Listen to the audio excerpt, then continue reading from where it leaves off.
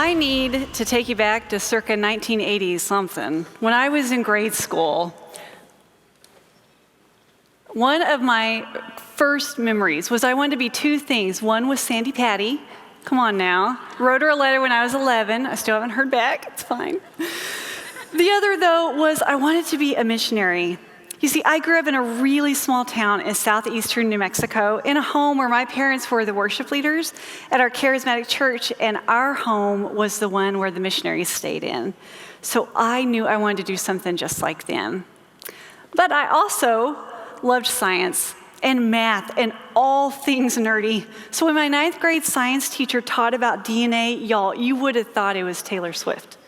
I was hooked, and since my town was so small, my teacher connected me with the first female scientist, come on now, I had ever met, Dr. Schallendorf at Texas Tech. That began a 3-year science fair project, culminating in the board that you see here, me proudly in front of. My dad made it out of plywood to fit more data on. So Dad, I'm sorry about your back, because he also had to lug that thing around to all the science fairs. You know, I thought the only way to combine this love of wanting to be a missionary and of science was medical school. So I was a pre-med student in undergrad, but my last summer of undergrad, I went on a trip with the Mercy Ships to Honduras.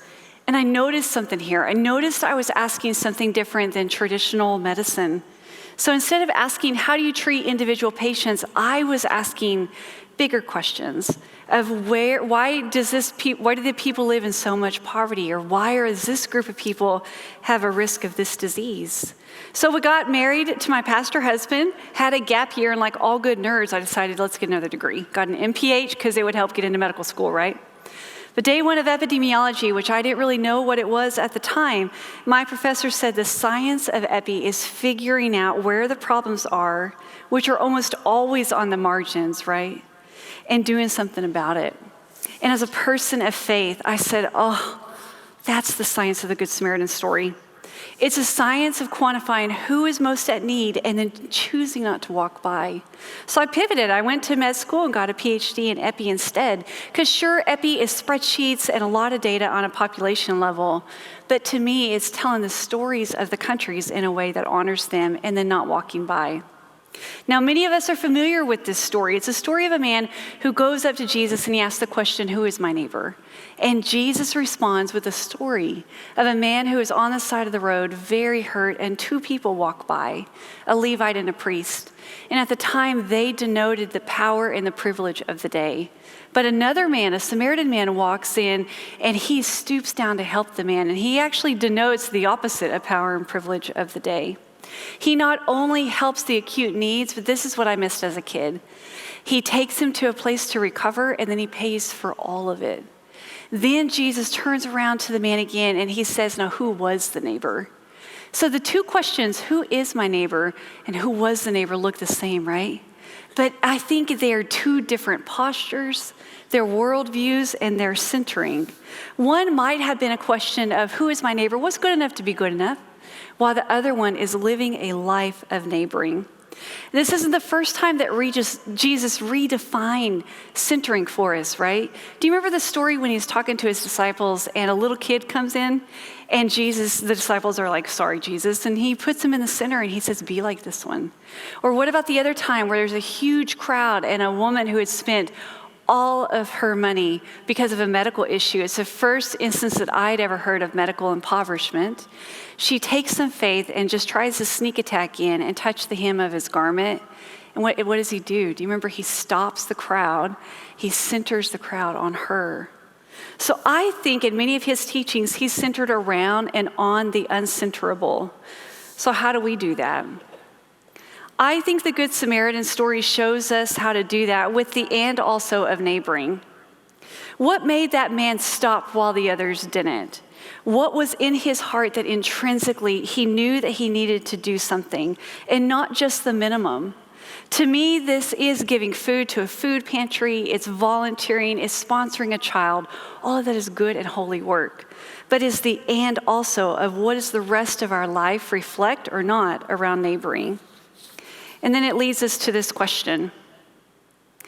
How do we do that then? How do we live as neighbors in both heart and deed in a world made up quite the opposite?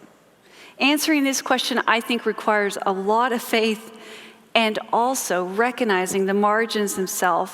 As an epidemiologist, let me show you what that means to me. The first part is having courage to actually be a good Samaritan is this posture of what's called accompaniment. It is a posture, like Pope Francis says, it teaches us to remove our sandals before the sacred ground of the other. And if I can add, it's because the ground is holy. I think the and also of neighboring requires us to do the same with individuals, yes. But if you're an epidemiologist, also recognizing the holy and sacred ground of the communities that we work in. And let me show you what I mean. This is a place I work in. This is Somaliland. It's a country with one of the highest maternal mortality rates in the world, with women traveling hours by foot or wheelbarrow to the hospital if they have a complication. And one of those is preeclampsia. I actually had severe preeclampsia with my second child. It was very scary for a couple of months. He came early and both of us were hospitalized multiple times. But I had healthcare access. I had insurance, and I had a nest egg to cover whatever insurance didn't. In places like Somaliland, that is not the case. The risk of dying from a maternal complication like preeclampsia for women just like myself is 14 times higher here than in the US. But here's the most important part to it. It's of no fault of her own. It's the systems and the structure and the policy or the lack thereof around her. So recognizing the margins for us of people of faith includes recognizing her and also the systems that are quite oppressive around her. For me, this is also going back in time a little bit to understand the history of the places that we work in. If I can take you here, it's 1885. This is called the Berlin Scramble, or also known as the Berlin Conference or the Great Scramble. It's a meeting of 14 high-income countries that came together. And if you notice the map at the back of the wall, it's the map of the continent of Africa. At the end of this meeting, the purpose was to splice and dice the continent into colonial powers. 2 men had only gone to Africa while the rest hadn't, and no one from the continent was at the table. The Sultan of Zanzibar actually asked to come and was denied entrance. Before this meeting, you can see in the 1880 map the natural and organic people there, the people groups, the countries, and the ethnicities. By the end of that meeting, 90% of Africa would be controlled by high-income countries. If you look at the map, it looks like someone just took a pencil down or across, disrupting the natural people groups and countries. If you fast forward to those times, those countries have the highest current rates of civil conflict and poor health indicators. Somaliland is one of those countries. Although many countries would gain their independence in the 1960s, the effects of that colonial scrabble would last to this day. The problem was when countries finally gained independence in the 1960s, they were left. Many healthcare systems from 1885 until independence, many governments and schools sure were made and bought, but they were made to be governed by and look like colonizers. So when they left, so did the doctors and the educators. And those structural or systemic choices affecting countries because of power matters today when we face individual lives. Maybe another way to say it is it matters where you were born. Maybe a better way to say it is it matters what you were born into. If you fast forward nowadays to my work, when I've worked in Somaliland, our main question is to ask in the whole country, where are the kiddos who need surgical care? And did they get that care? And we found that 75% of them did not get to a hospital in time or at all because of 2 main reasons. One was geography, they lived too far away, but the main one was poverty. They couldn't afford it. And our data showed that the main predictor of going into poverty and never coming back out was having a child in the home with a surgical need, regardless of that family's income or household size. Families like yours and mine will do what it takes to get care, include going into poverty when there's no other choice. Many of these families have to make a decision of seeking care for one child or feeding the rest. So the question as a Good Samaritan is, what do we do about it? Is there a way to protect them from poverty? So we looked into it. We asked the question of, what if we we paid for all their surgery, we paid for the transportation cost and the food to actually get there, would it matter? And we found that it did, but only to the richest families. To the poorest of the poor, to the margins, it didn't protect at all. This brings me back to the systems. What now then? It's not an issue of individual wealth or income. This is now a structure issue. It brings us to a question of how do we act like a neighbor here then, knowing the history? And I think that answer is the value of life and how do we fit that in? This was in India during that brutal second wave of COVID-19. The cases would peak at 400,000 cases per day that would last for 4 weeks. It came like a tsunami through the country. One of the most read and shared articles during this time was in the New York Times, the night the oxygen ran out, which is where the picture is. It goes to a hospital, an ICU in New Delhi. Of one night, they just ran out of oxygen. And by the next morning, 21 to 26 patients had died. This is an issue to me, as well as I'm sure to you, of the lack of oxygen to these individual patients. And also, why wasn't the oxygen there in the first place? Why healthcare systems don't have what they need equitably now? Who gets to measure who gets what? How do we value a life, both presently and historically? Those decisions are often made at tables just like these. In 2019 and 2013, we were able to go to the United Nations high-level meeting on universal health coverage to advocate for including kids in surgical need into existing healthcare schemes, which typically only cover primary care or vaccination programs.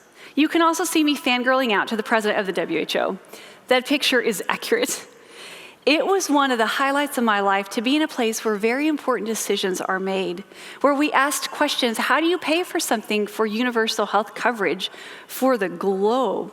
Who pays for it? How do you make sure health equity is ensured individually and systemically? I would come away from those meetings always thinking, gosh, we don't need more money. I think we need more equity. Nearly 50% of the world's wealth is held by 1% of the richest people in the globe. We know that a vast majority of the world's doctors and healthcare systems are located still in high-income countries. And those system and country-level decisions have ramifications from historically to the families living there. So I wonder if we have it wrong. I wonder if the way of Jesus is starting with the margins first and then working our way out, almost like a trickle-up rather than trickle-down mentality. Maybe decisions made at these tables, just like these in the pictures, which only have so many seats, need to reflect another one. You know, I used to tell my students that to get a seat at these tables, you need a jockey for position because there's only so, and that might still be true. But I don't say that anymore. I say we need to build a new table. And I think neighboring does that to us.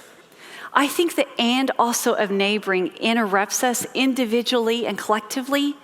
And it asks us to build a new table or shake the current ones, hopefully both. A new table where we have opportunity to live out our faith.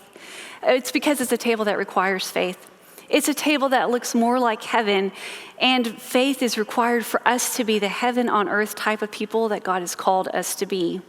For me, it is a table that reminds me of God's faithfulness that's mentioned in the Bible, like a table in the middle of a wilderness. Do you remember that one?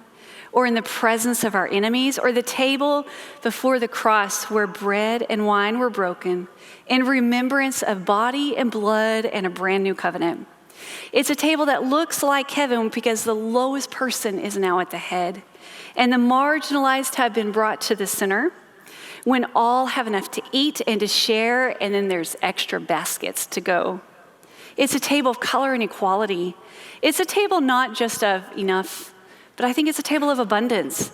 It's when we ask for our own daily bread, but we also ask for it to be multiplied for others, where our loaves and fishes become baskets and our mustard seed will move the mountains. It's a table where we recognize the sacredness in the others, including the countries, and makes us take off our shoes because that ground is holy. Here's another thing that I found, though. Faith is not only required in the margins to build this new table. For me, it's also been found there. You know, in many ways, the and also of neighboring leads us to the and also of faith. Faith is required in the margins, yes. And also for me, it's caught. Faith is caught or found or bolstered or granted in the margins to help us not only be faithful, but I think to be abundant. If faith is the assurance of things hoped for, which we just heard, the conviction of things not seen, the margins themselves give us a chance to both hope and to see. It becomes a place where our scalpels and our desk, if you're an epidemiologist, it's a spreadsheet, and its computer programs become a prayer bench.